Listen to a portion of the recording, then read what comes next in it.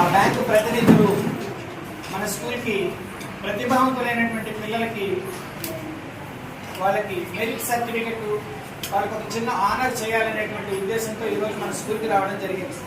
అందులో భాగంగా ప్రతి తరగతి నుంచి కూడా క్రమశిక్షణలో కానీ, విద్యలో కానీ, చురుకుదనంలో కానీ అన్నింటిలోనూ మెరిట్లో ఉన్న వాళ్ళని సెలెక్ట్ చేసి కొన్ని పేర్లు రెడీ చేయడం జరిగింది.